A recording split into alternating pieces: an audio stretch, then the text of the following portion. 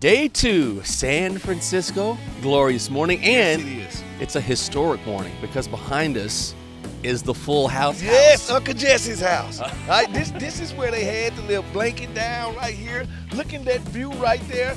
Hey, we making history out This here in is San where Francisco. Dave Coulier was dropping one-liner After one. another, It after was another. I incredible. loved it. We're going back to Radio Row today. Yeah, we got Rigo coming in. Rigo's going to come in and sit down with us. He's going to reminisce a little bit about his Super Bowl MVP. He's going to reminisce about what he remembers over the years and what he expects this week as well. And I'm looking for a lot of guys at Radio Row. We just gonna cherry pick who we want. I'm talking about whoever, whenever, don't matter what time frame they play. We're gonna pick out the ones that we think that y'all want to hear from. And also, aren't you going to be out on the streets again this time asking people about No. don't. Okay. No. Okay. Yes, the man will be in the streets today, and I'm asking these thought-provoking questions to fans from Seattle. Big J journalism. That's what I do. Also, don't forget about the sweepstakes. WashingtonGetLoud@gmail.com. Your chance to win two tickets to field passes for the home opener. Tell us who you think is going to win between me and Smoot. We're doing some competition. We're going to do a competition, and y'all know the vote, Smoot. Who votes Jenkins? I just hope we see the Olsen twins. The Get Loud podcast is presented by SeatGeek, the official primary ticketing partner of the Washington Commanders. Find tickets to Commanders games and more at SeatGeek. It is day 2 in San Francisco, and now the guests are here. We have a jam. I'm talking jam-packed from start to finish. Rigo stops by. Yep, keep going. Josina Anderson stopped by. Ross Tucker. Shawne Merriman. Brad Edwards. Oh, keep going. Oh, just keep going. It's a buffet of talkers, all right? This is what you get when you're on Radio Row for the Super Bowl. We're going to give you everything raw and uncut. We're going to get loud with you. And since we are at the Super Bowl, we got to talk Super Bowl. Why not talk Super Bowl? That's why we are here today. I'm really excited about this matchup, and we've talked to different people about it. Maybe not the matchup when it comes to the marquee names, but when you're talking about two complete football teams, I mean, this could be a battle. Here go the thing, Jinx. Let's be honest. People haven't had a Mahomes-less Super Bowl in years. Thank God. I'm glad it's different. Just saying. So the new norm is here. Yeah. None of the suspects are here. Not the Lamar Jackson world, not the Josh Allens of the world. We have Sam Darnold and Drake May. We have a guy that's rebuilt himself. Mm-hmm. We have a guy that just got in the league 2 years ago. We got 2 head coaches that just got to their team. One got to his team in McDonald 2 years ago. Vrabel 1 year ago. So yes, not the usual suspects, but when I look at these two teams, they don't have many weaknesses. You know, we always talk about how a franchise matters, how it's run, how coaching matters. Yeah. And so look at Mike Vrabel.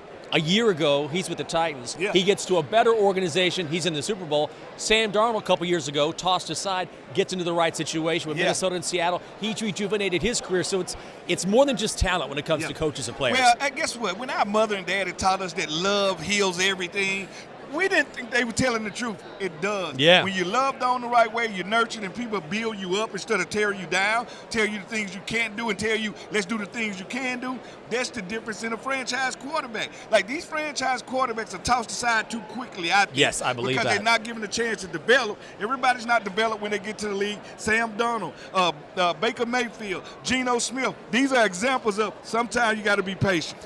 Also got to remind you, you have to enter our sweepstakes. Yeah. It's me versus Smoot. I don't know what we're going to be doing. I hope it's trivia. It's the only way I can win. No, it won't be trivia. It'll be some kind of obstacle course. It'll be something physical. And all I'm saying, if you want those 2 tickets, those 2 field passes, maybe 2 parking passes, you probably need to vote SMOOT. Email us, WashingtonGetLoud@gmail.com. It's got to be something else. I don't want to break a hip. No. At the end of the day, you're going to be okay. You're Texas fine. Hook them down. Hook all them right, up. now, that's what I'm saying. At the end of the day, I believe in you, Jinx. They should believe in you, too. Believe in you too, Fred. Commanders fans, SeatGeek is the official primary ticketing partner of the Washington Commanders, here to help you experience all the action from football to funk and every other live event at Northwest Stadium.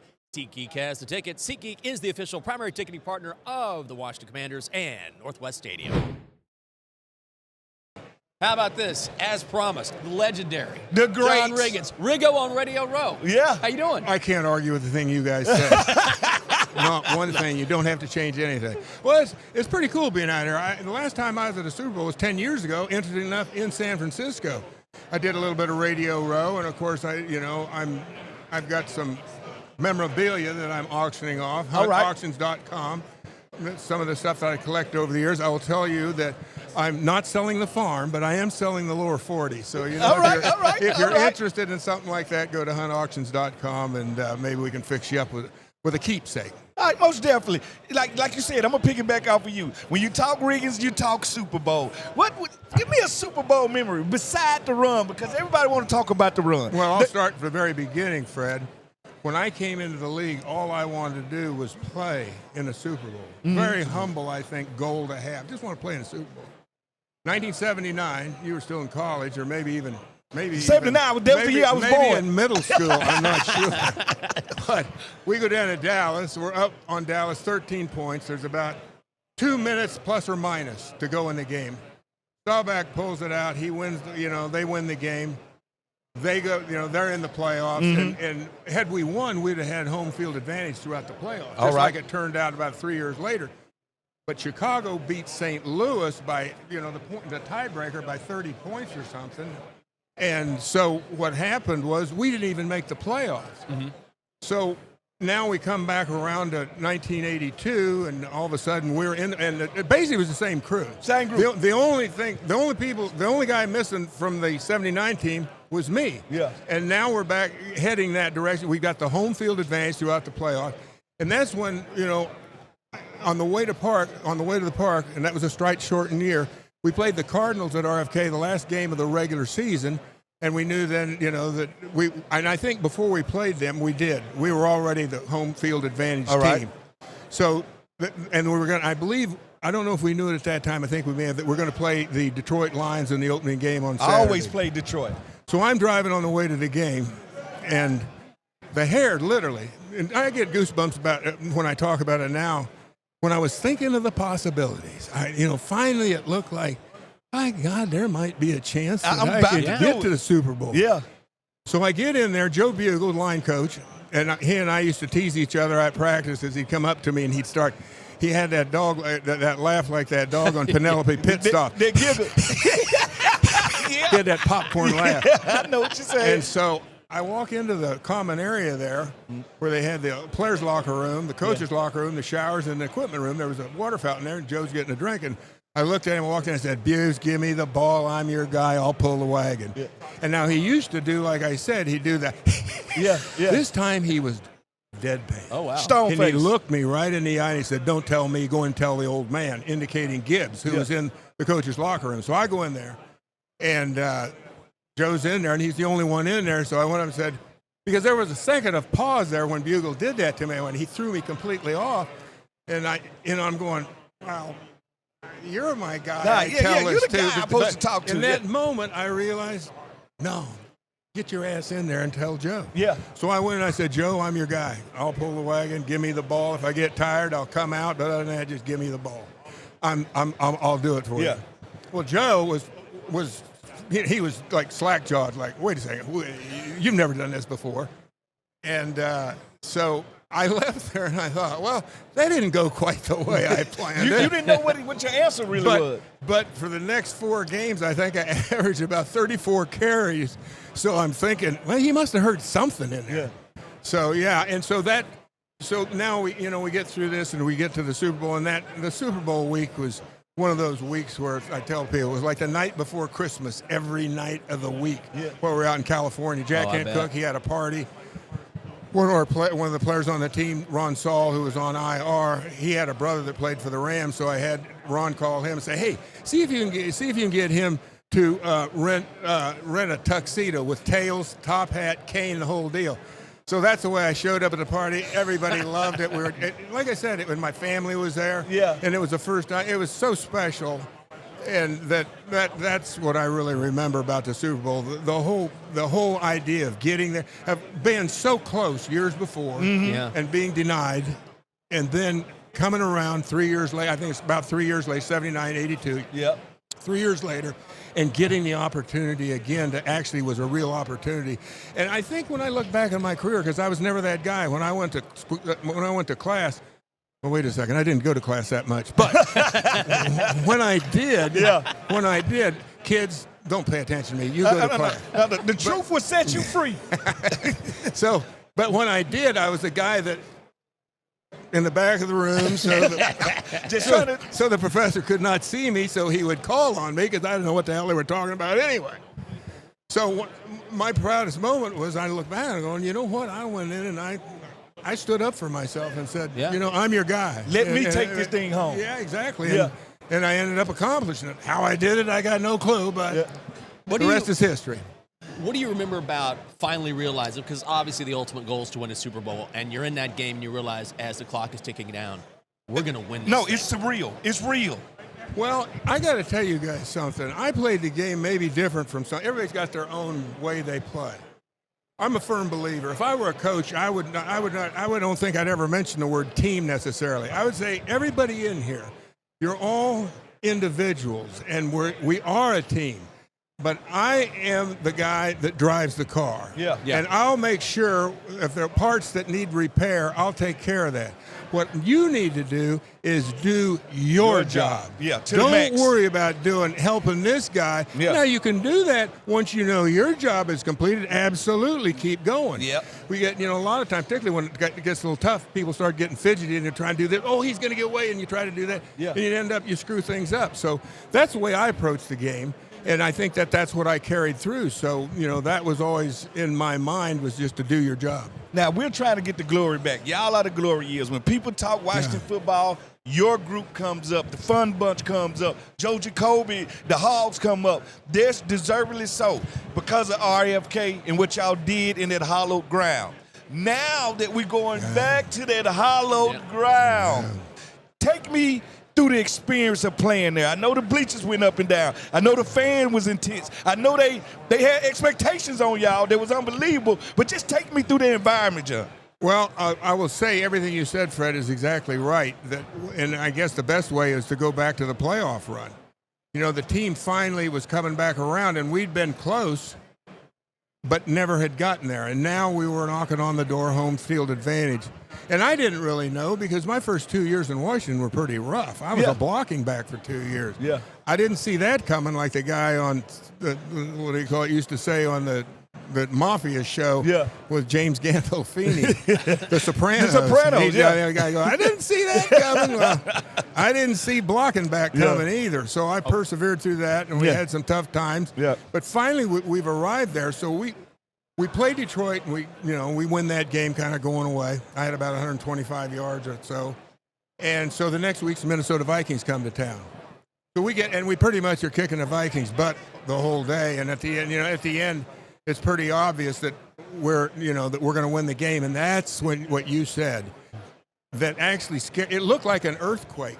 Because the stands were ungulating together, and I really thought, I was like, concerned. I thought there's going to be ambulances coming to help these people because this thing's going to collapse. Yeah.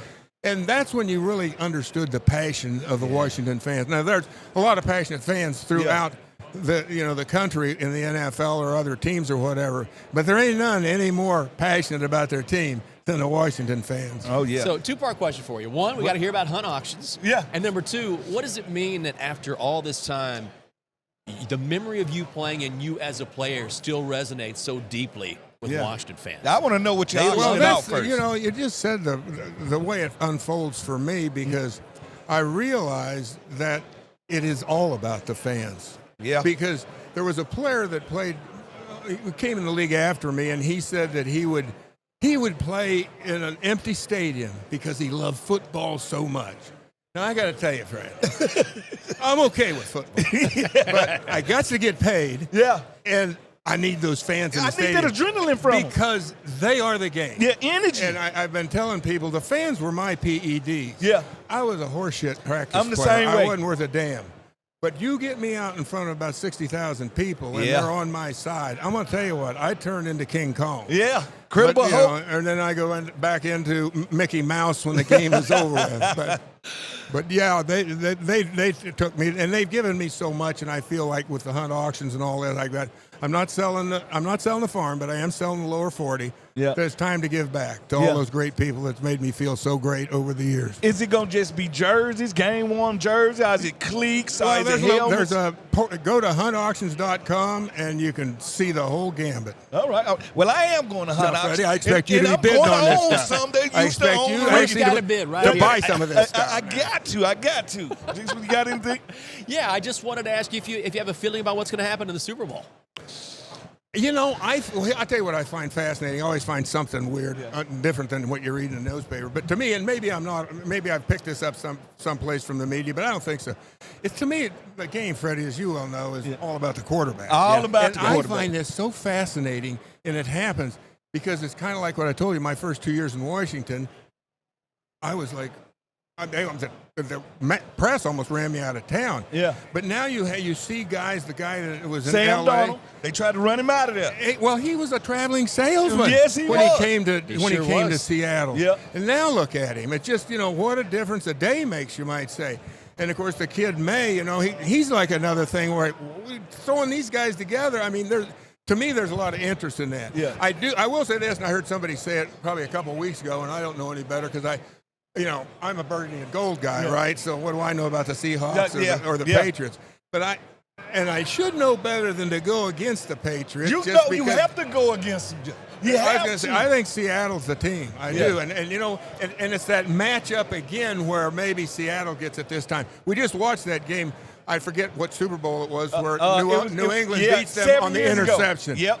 And Malcolm to me, Butler. I mean, I don't know who called it, but if Pete Carroll called that play, he should have been summarily executed immediately. Whoever did that, he should have ran the ball. The sun come up the next day. I need you to agree. Marshawn Lynch. Yeah, I got you. And you're on the 1 yard line. In the second down, he just got you 4 yards. Yeah.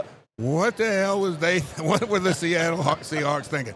But I like I said, and you got to say this, it's kind of like New England, you kind of think of them as a bully. They've been there so often at the trough. They're like, boar hogs. Come on, guys, give somebody else a chance. I'm going to say, but you got to give them credit. They've been a hell of a franchise. Boston don't deserve no more parades. It's okay, John. I need you to do one thing. I need you to promise me when the new stadium is built, you're going to ride in the new van that me and Santana going to get, you and the Hogs. We're going to do it like you used to do Exactly. And we'll get them to get those, confetti machines and send them to Washington. Yeah, I got you. Going to have another parade. I got you. I appreciate you sitting Hall down of with Famer, us. Super Bowl MVP, John Riggins, we appreciate The one you. and only. Well, you can't say it enough.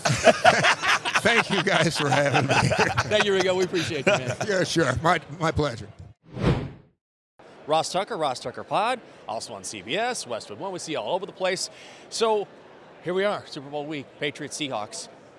Now that we're done to these final teams, are these the most complete teams in the NFL?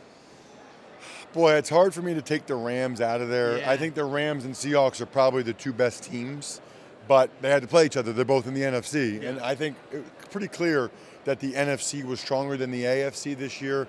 You saw that play out throughout the whole season. I think that they're the two teams that deserve to be here. Okay. And I think they're both very balanced, both sides of the ball. And what jumps out to me, and I think you might ask me about this, is I think all four coordinators are elite. Yes. The play callers for both teams, really, really good, very impressive. And so I think that's something that, coaching matters. And I think, honestly, the older I get, the more I study it, the more I'm involved with it. I think coaching matters more and more with every passing year. I've also heard a couple times this week, Sam Darnold could also explode and have an awful game. Is that fair at this point? Well, he did have a couple of bad turnover games even late this year, like week 11 against the Rams. He had 4 interceptions. So, that's still a possibility. I don't think it's likely, but it's still a possibility, and I can understand, people aren't going to buy in until he wins the Super Bowl, But I kind of thought he might be able to just be along for the ride and them still win the NFC. That wasn't the case. They needed him to play really, really well in that game. So the Commanders have a new offensive coordinator, new defensive coordinator. I wanted to start on the offensive side where David Blau is a young guy, but certainly has the tools if the Commanders get healthy to do some things. And I think once you talk to people around the league, they like the hire. It's fascinating where this thing has gone. Yeah. It did not used to be like this, but you look at the Eagles with Shawne Merriman, quarterback coach, so now he's their coordinator, Davis Webb, with Denver getting promoted. I mean, this is the thing now, it seems like, is former NFL quarterbacks, and it's almost like you're giving them credit, and I think maybe rightfully so, for the years they played and counting that as almost coaching years and experience so that they can now be a coach. I mean, obviously, you know, Dan Quinn's been around him the last couple of years. He must really feel good about him. Yeah. Otherwise, he wouldn't have given them this role. I think, obviously, Dan Quinn knows how important this season is, knows how important that play caller is. For him to go ahead with David Blau says a lot about Blau. Defensively, they have Durante Jones, and this is his first DC job, but he has learned under Brian Flores and Mike Zimmer, so the pedigree is there. I love his story. Really? Oh, I mean, the guy was coaching high school. The guy was coaching like D3. I think at some point he coached JUCO maybe. He worked he worked his way up the hard way, and then he's been with arguably the best D coordinator in the NFL over the last 3 or 4 years in Brian Flores. I mean, certainly you can put other guys up there, Vic Fangio and Mike McDonald and whatever, but Durante Jones, everybody's trying to replicate on some level what Brian Flores is doing in terms of really putting these quarterbacks and OCs in a blender. So why not get his pass game coordinator who's been right there next to him for years? What do you think happens on Sunday? Oh, I like the Seahawks. I mean, I think it's a close game. I wouldn't be shocked if the Patriots won, but if they played 10 times, I think the Seahawks probably win 7 or 8. I do think it's a lower scoring game. Both defenses are awesome. 20-17 Seattle. Ross, thanks for the time. Hey, my pleasure. I always love talking with Commanders fans. Good man. We looked around, found a former Redskin, guy who had 2 interceptions in the Super Bowl. Brad Edwards, how are you? Speaking of Super Bowl. And I'm not giving them back. That's what I'm talking about. Speaking of Super Bowl, take us through the nights before that Super Bowl. You did all the studying you need to do. All these ulcers I have right that's now. what I'm saying. Like that's where Take me through the genesis nerves of Brad those. Edwards before that game, and then take me to the end of the game where you can finally just let it out. All I could remember was watching the Washington-Denver Super Bowl in '87 when I was in college. All right. And you know, Doug Williams and Art and Gary Clark, you know, they just pulled the handcuffs off and went nuts in the second quarter. Yeah. And they were just, you know, torched the secondary of Denver. Yeah. And all I could think about the night before and on the ride over to the Dome that day before the game was like, don't be one of those guys. Like, don't be the guy. Do not let this be your last day. Don't be the guy. Well, you've played this game for a long time. Do not let this be your last day. Yeah. So it was, and I think, quite frankly, I probably ended up giving the Bills 20 points in the fourth quarter by blowing coverages trying to get a third interception. Yeah. Because at that point, you're feeling yourself. The game was over. We knew it, and you're trying to break records now. Yeah, at that point, then it just clicks in, and I'm like, I might get the trophy on this thing. You might get close. If I get another 2 votes, I think. I was like, where are those 2 people? Yeah. And Mark Ripp and I was joking. I'm like, you're supposed to throw for 285 yards. That's your job. That's your job, right? But doing that in the Super Bowl, that's hard. It is hard. You still got those 2 footballs? Yeah, I do. And I need to I pulled them out the other day, and I need to get them, sort of cased and stuff. What are you doing to I self? finally got stuff. Well, a number of years ago, one of my older boys were out in the road tossing footballs around, and I kind of grew up playing in the street. And I was like, I loved it. I was like, oh, my little entitled kids are out in the street. I love this. And all of a sudden, I look at it and I said, that's a good football they have. And it goes skipping across the asphalt. And I said, hey, toss me that ball. And I look at it, I was like, where did you get this ball? Like, they got one of my Super Bowl balls. Oh, my God. Off the shelf. And they're out there skipping it across the... That's your fault. You didn't case it and make it immortal. Exactly right. That's your fault. Oh, my God. And you're, like, trying to get the skid marks off of there. I looked over the other day in my wife's office. In the back corner, there's a painted ball. It's a game ball from a Washington-Dallas game I got. And I was like, look at that just laying over there on the floor. Let me give you the cure to it. All you need is a good damp rag and make sure it's water, salt, and alcohol, and it'll revise the ball. Understood. And I looked at B. I got some on from B. Mitch's. He's always doing so. That I saw his collection. I was like, well, my collection ain't quite that numerous of balls, but I'm gonna have to put them out in a little I Love Me wall too. When you come back to Radio Row and you're here representing representing the NFL Alumni Association. You're CEO, correct? Yeah. Yep. That's incredible. He's So- CEO of everything he touches. That's what he does. Every time I look up, I see his face somewhere. Led by Brad Atwood. George Mason, what are you doing there? Like, it's always something with you. I spent 20 years in the college space, 11 or 12 of it as a D1 athletic director. So, in some ways I say I traded one set of, guys who are 18 to 22 who will do anything at any time for another set that are 45 to 65. And still won't do nothing. But I love these guys, and they're just, so many of them are guys that I idolized. When you run into people, that unfortunately has passed away, like a Jim Brown, or, Joe Namath, or, people like that you just idolize. Absolute icons. They the reason you played the game. That's exactly when I look at Jerry Rice, I'm like, I remember 9-year-old me sitting at home saying, that's going to be me one day. But it takes a Jerry Rice to make us believe. Yeah, and I had hair before I played Jerry I Rice. believe you. I believe you. Unfortunately, those ulcers, and, Jerry cost me a lot, including my first 3 seasons all ended in the divisional playoffs in Candlestick Park. And every time I'd go out there afterwards, I could just smell it. I'm like, oh, this do you agree with me that the 49ers need to be brought up on semi-charges? Because did you notice outside of the numbers at Candlestick, it's always wet? Rain, if it's not raining or not. There's always something there. It's always wet. So then I watched the documentary, and they were showing them water the field before a dry game. Right. So they did that intentionally so us DBs would be slower. Is that right? Yes. I don't know, but they always made me feel slow. Yeah. Joe Montana, Steve. I think the first game I ever started in the league was against them out there, and Joe Montana. You talk about another sleepless night. Yeah. Holy, It happens. When you're here amongst all these players, the alumni, you just take a moment to say, I remember my Super Bowl performance, and just kind of soak that in. Oh, yeah.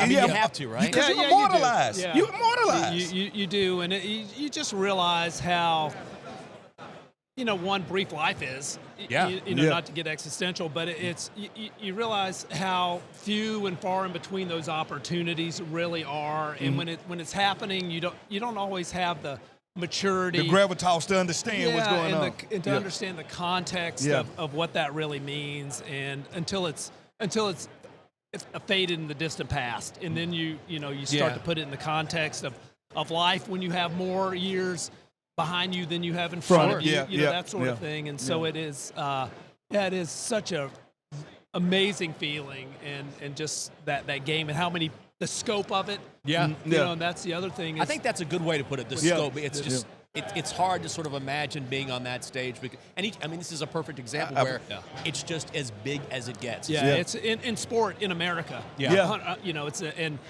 and worldwide. I mean, obviously the game from a viewership, next to the cumulative World Cup and cricket, it's. No, I the totally most understand what you're viewed, saying. Certainly in this country, and it's not close. And if you look at the ratings, the viewership ratings in America, out of the top 100 events, they're 84 or 85 of them this year were NFL games. Yes, most definitely. Not just. But this every year. Every year. Every year. Because it's the only thing bringing people to live TV right now. And people are saying, we're using a different metric now than what we. But sure, the viewership is going up. Yes, it's just we're figuring out how to consume it in different ways. Obviously, from linear to streaming and cable and other ways. But the overall pie and overall fan base is going up. Around pro football, not just here, but as we know globally in the NFL, and you're seeing a different.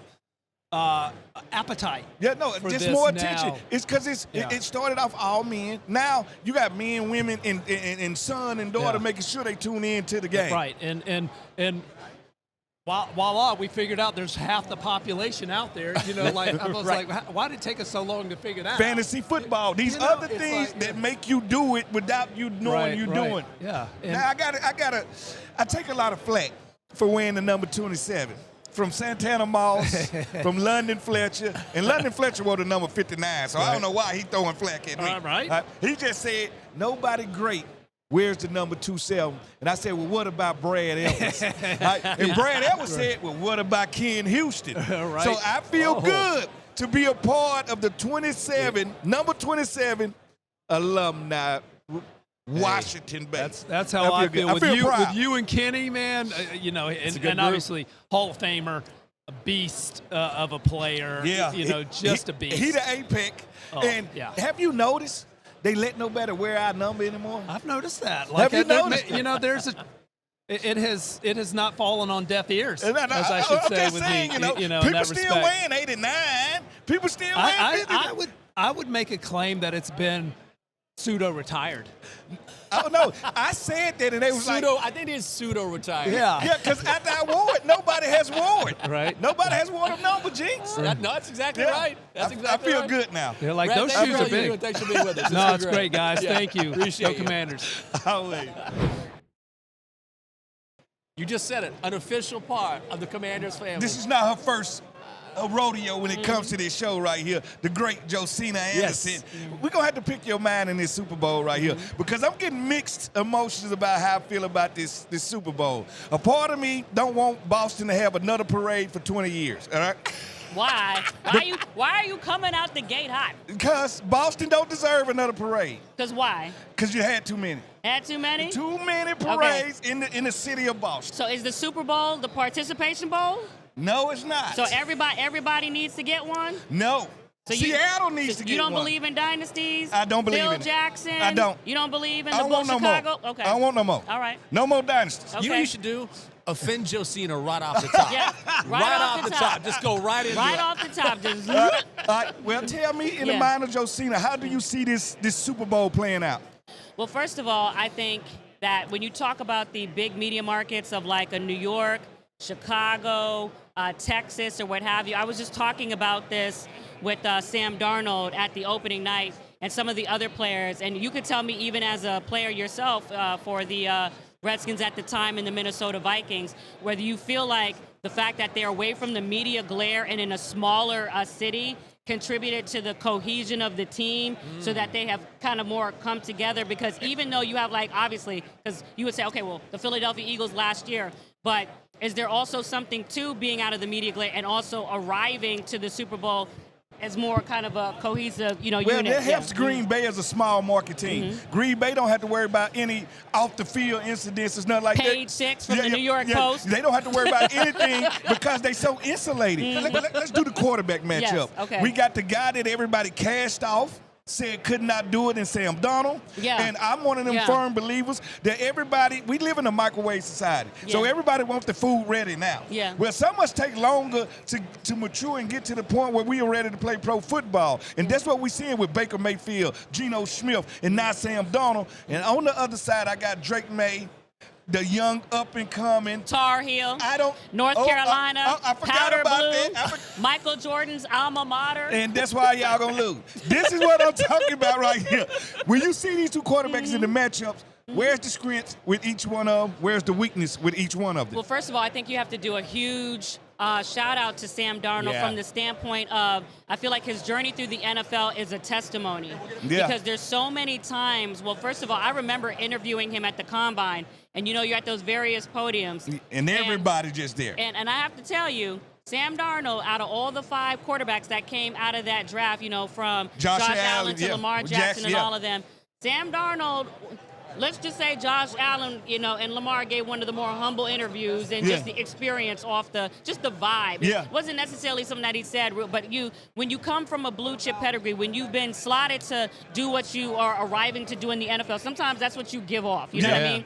So, and listen, even if we were talking spiritual from a standpoint, and I talked about this with coaches, even some coaches that are struggling right now, and someone who's covered this for 24 years, you will go through experiences like this to show that you eventually cannot kneel at the own altar of your own opinions. Yeah. You will learn how this game will break you down to It will realize break you it is down. collaborative. Yeah. You have to realize everything is not about your core thought or your upbringing or your blue chip thinking. It will break you down some of the best of them. And so Sam Darnold, I feel like consequently has gone through that reverse pyramid of experiences And having stopped at, where did he go? So he went from the Jets, he went to Carolina, then he went to Minnesota. Then he went to the Rams. So he been all over the place. But guess what?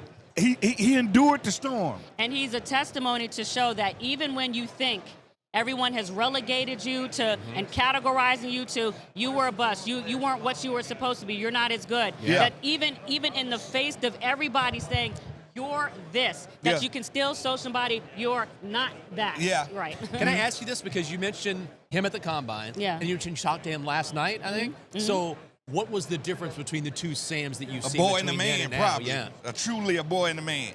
Because you know, when you're talking to someone who has been through something, and when you're talking to someone who has always had an ongoing just domino of success, things constantly working, because you know how they say your soul comes through your eyes. Yeah. You can feel when you're talking to someone who has been through things, naturally genuine, but also has the empathy from struggle. Yeah. And so that is the difference between someone who can give you the context of when I interviewed him then to what I see now. But that's a good thing. He's bringing all that grit to Super Bowl 60. And even when he thought, because I even asked him at opening night, I said, how did you know? Well, what do you think signaled that this was going to be the breakthrough year? Yeah. Because you almost had him in it felt like it was, and it still wasn't. Right. Yeah. Right. And they didn't want to give him his credit. He has won more games in the last 2 years than any starting quarterback in the NFL, and we still ended the playoff with, I'm just waiting on him to Sam Darnold. Yeah. And I'm like, in the back of my head, he's not. But it's because the last playoff game, it wasn't good. So In that Minnesota. was it was the last memory. Yeah. However, and listen, I got a deep respect for, Kwesi, and that's a whole conversation of whether that, he should have lost his job or not. Yeah. But I will say, in the interest of corporate decisions, you are paid a lot of money to get that right. Yeah. You're paid a lot of money to get that right. And you had a history catalog of everything that Sam Darnold did. Yeah. And then you were comparing that to the unknown of what J.J. McCarthy. Now, he has shown some good games. I was at the game that they played against Dallas. Yeah. Played good against us, too. But your problem is that the quarterback that you let go was in the Super Bowl. Yeah. Yes. Yeah. And it happened. And there's just no other way around that. There's just no other way around that. So, Totally understand. That's why she's a member of the family. And that's why she does what she does. Yeah. Thank you, Josina. She'll I be back. appreciate it. Mm-hmm. You never know who you're going to run into. We Yeah. found he a Turk, Shawne Merriman. How you doing? I've been waiting on this one. I've been waiting to get You him have to been say waiting. that. You have been I waiting. have been, because now I'm a part of the DMV. And one thing I can't believe that's factual is the place that's title is Crab Cakes in Football doesn't actually have a Hall of Famer. Not one, Sean. Yet. Yeah, but hold on. So they got to be. They got to be From- born in Maryland. In Maryland. Because you mentioned Randy White, which is a good one. Right. Yeah. But not born there. But not born. No, not born there. Oh. You was the closest thing they had to a Hall of Famer. Injuries derailed. All right. Now the closest chance y'all got is Stephon Diggs. Steph, yeah. Steph. Well, Vernon might be up. Vernon, Davis. well, how they treating Belichick and everybody else? well, nobody getting that's up. the whole thing, yeah. But Vernon's also Washington, D.C. Okay, Right, yeah. Vernon is D.C. From Maryland. So Got it's it. the Diggs brother that's got a chance to take Maryland. Yeah. Could you believe that? And what happened? I don't know, man. Like, I'm looking up. I'm trying to think now of who's actually. That's actually crazy. Yeah, Because regardless of what you say, it is crab cakes and football. Well, Now I know, it's basketball. We can play some football out there now. But that is a crazy Stat. That's a crazy stat, man. And now I'm more pissed off that I got hurt. So You were on your way. You was there. You was there. God damn. Yeah, Okay. no, it's true, and it blows Marylanders away when I tell them that because it is a football coach. Now that I'm raising one of my sons there, I take him in the offseason to play football in Maryland instead of Northern Virginia because of that. Where does that hunger for football come from in Maryland? Well, in PG County, man, back when I was growing up, PG County is a different place. Yeah. Donnell Dockett was playing at the time, right? And Dockett was one of the first big names to kind of come out and ended up going to Florida State. Yeah. But it was a different place, man. We had, and by the way, I did play basketball too now. I played in the same AAU of Kevin Durant and Michael Beasley. That don't shock me. Yeah, but you know what, though? I went over to football because they kept going here. Yeah. And I went here. Yeah. But now, man, it's just it's a different type of football, brand of football being played in Maryland. Yeah, no, I can believe that. Now let's get to the present right now. And in the present, we got, you know what? As a defensive player, we should feel good that it's 2 defensive head coaches in this game in the Super Bowl because they think you need the young offensive wizard to get here. But when you see these 2 teams who I don't think got a lot of weaknesses, who gets the edge and why? I'm taking, this whole week I've been called a Patriots hater because I can say 10 good things about the Patriots. I say one, I'm a Patriots hater. Right. You can tell the truth if you want to. No, but I'm going to say this.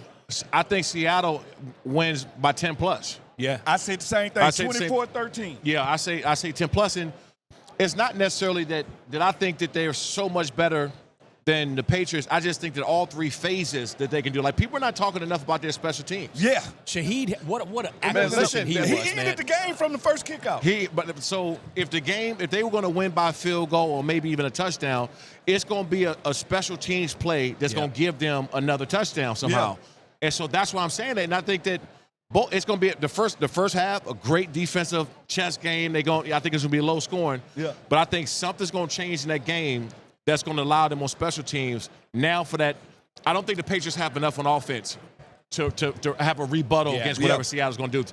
That's why I'm going in. And I'm not trying to take anything away from Mike Vrabel and everything he's done. Yeah. I mean, hell, man. It's been unbelievable. It's been unbelievable. You know how it is, bro. Can you imagine going back to your old squad and winning them, getting to the Super Bowl? I won as a player. Right. And now I'm going to win as a head coach. Right. But I just think it's not their time. Yeah. And when I look at Seattle and I look at their defense, the front line, strong. Linebacker, strong. Secondary, strong. So I don't see any weaknesses on that team. And we can all both agree that through the playoffs so far, New England's offense is not the reason they win the game. It's the defense. It's the defense. And so that's what I'm saying. I think that the first half is going to be great. Yeah. But as soon as Seattle gets up 7 points, they get up a touchdown, a block field goal or a block punt, a return punt, or kickoff, I think that's when the game can get out of hand. Yeah. And the crazy thing is, when you think about Vrabel, I mean, a year ago, he's with Tennessee, and it just goes to show when you get with the right organization, as a player or a coach, it makes all the difference. I say coaching matters, and people don't put the emphasis on that because there's a lot of coaches that get players in and out the league because they're not good coaches. Yeah, they're not. And then you get front offices and organizations that let good coaches go for them to go somewhere else and win a championship. Don't appreciate it. Don't appreciate it. Yeah. So if you're looking around at Tennessee or – and let's go to the player standpoint. Sam Darnold, who would play for 4 teams, 5 teams, right. How you feel if you Carolina right now? That's what I'm saying. You had Baker Mayfield and you had this guy sitting right in your lap. But that's what I'm talking about. We're in a make-away society, and they want NFL players to be ready the day they leave college. Yeah. We don't all work that way. No, it's no development.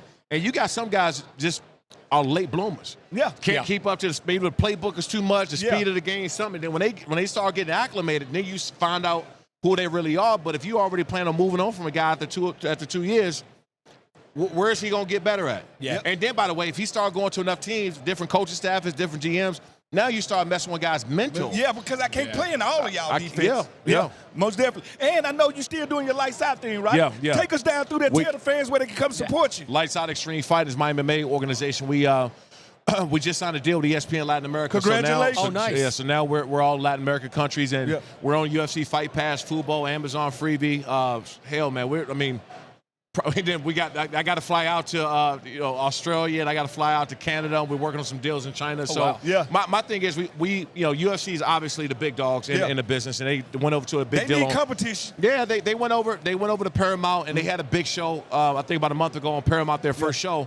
But now kind of left the MMA landscape a little vacant, and that's what we want to scoot in and get some distribution. Man, congratulations, brother. I'm proud of you. Appreciate it. Yeah, well done. Good to see you. Thank you. Good to see y'all. Yeah. Now it's time for your countdown to kickoff, presented by SeatGeek, the most disruptive idea in ticketing, a ticket that works. Expect the expected. SeatGeek. Thanks, Jinx. And we're back out here on the street. We're back outside for another segment of Man on the Street. And what we're going to try to find out today is what job and what career does this man do? And I'm going to see, do Seattle Seahawks fans know who this man is or used to be, or used to look like? Cannot wait. Let's go do it. Does this guy look like he ever played sports? Yeah, I can see it. You can see it? What position did he play if he played sports? Football?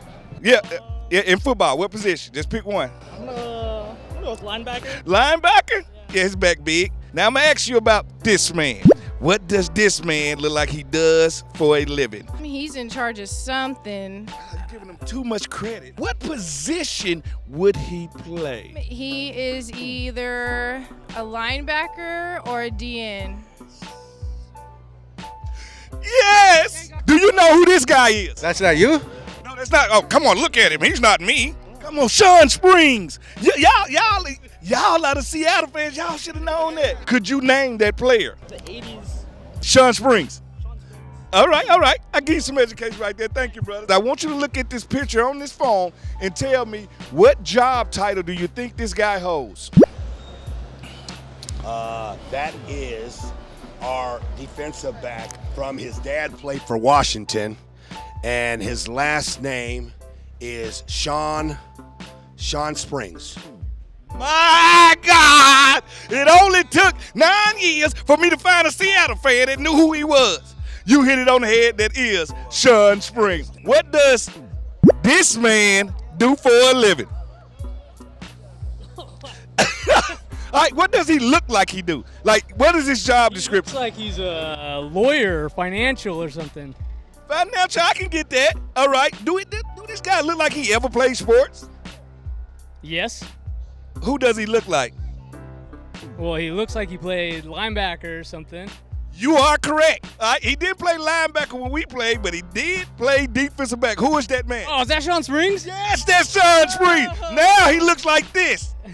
It you looks believe great. Shawne looks great. I guess after my long Bluefoot crest, I did learn one thing today.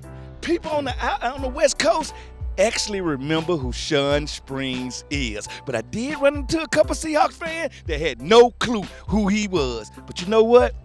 It's okay, Blue. You did good. Wrapping up day 2. Smoot, look where we are. Right here. We're sending a message. Look at this. We're sending a message. Got a Commanders jersey promoting the draft in 2027. Yes, and I didn't know I wore that 27. Me, Brad Edwards, Ken Houston. It's a very good number. But what makes this 27 so special, in 2027, the NFL draft will be at our home in Washington, D.C., the nation's capital. Now you get to see how a real city puts the draft on. Look at the glow coming off of you. I'm Sitting feeling next so to good. Next to this jersey, this I can see 2-7 myself jersey. just running out there for the first pick for Washington and giving it to every Dallas fan, every Eagles fan, and all the rest wrapped in one. Yesterday we were talking about, okay, day 2, we're going to talk to all these different people, and we did. Yeah. So, I mean, everyone from Ross Tucker to Riggins Everybody. to Shawne Merriman, Josina Anderson. Yeah. So, what was your favorite part of the day? It was Riggins. It was seeing Riggo with that smile on his face. He's auctioning off a lot of stuff. You can support him on that. But just the stories he would tell and just talking to him about the old RFK and stuff like that makes me look forward for what's about to happen in the new stadium very, very soon. I love to see him still have that passion, and he still has that aura. The aura and the storytelling grit. When he walked in, I was like, it's John Riggins right there. Yeah. Like, he just carries himself in that way, and you hear those stories, and he tells stories, honestly, that sometimes you haven't heard, too. Yeah, most definitely. That's what you want to hear from. For a long time, he was out of the fold, wouldn't say much. But I love the fact that he's back in the fold 100%, and that smile. I'm all about a smile. You can tell a lot about somebody through the eyes and the smile. Also, were you surprised that a handful of people actually knew Shawne Springs? The Man on the Street segment this week is investment banker, Shawne Springs? Investment banker. They said he was worked at a old folks home and all kinds of stuff. I got all kinds of stuff. But I was so shocked that he did have a lot of people that knew right from the rip. Yeah. That was the artist formerly known as Shawne Springs, a.k.a. Bluefoot. That's my banker, Sean. Before we let you go, do not forget, you got to register to win this sweepstakes. These tickets we're giving away. Two game tickets, 2 field passes. Field passes, that means you come on the field before the game. You get to see the players warm up before the game actually starts. You don't have to leave until the first quarter starts. How do you enter? Email us at WashingtonGetLoud@gmail.com and tell us who you think is going to win the competition between me and Smoot. Me. It's going to be 2-7. You see what I'm saying? The views and opinions expressed by our podcast guests and or hosts are their own and do not necessarily reflect the views or positions of the Washington Commanders or any of their representatives.